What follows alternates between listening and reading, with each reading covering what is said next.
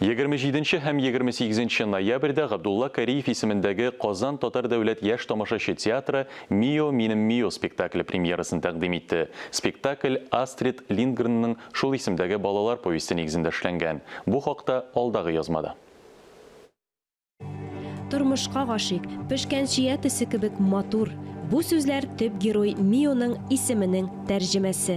Юкка гына мондый исемне йөртмидер, чөнки ятим үскән егет еллар буе эзләгән әтисе белән очраша.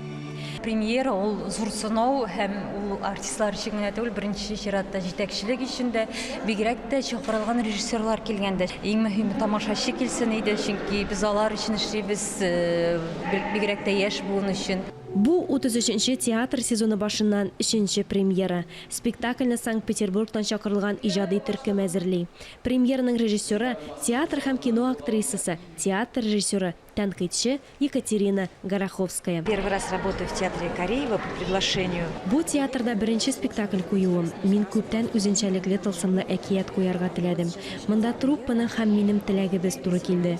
Кабат бу театрда яңа спектакльләр куяр идем. Актерлар белән бик җылы мөнәсәбәттә. Алар көчле профессионаллар. Әйдәгез бер-беребезгә игътибарлы булыйк, бер-беребезне яратыйк һәм безнең спектаклебездә менә шушы мәхәббәт турында, балаларга булган мәхәббәт турында булачак дип, менә шулай өндәде ул безгә. Һәр көнне безгә шуны исебезгә төшереп торды.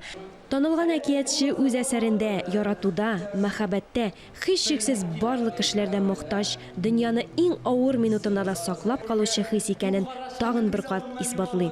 Спектакльдә дә патша үзенең улына якын итеп «Мио, минем Мио» дип кабатлый. Алия Галиуллина, Дамир Мөхәммәтханов, Татарстан яңалыклары.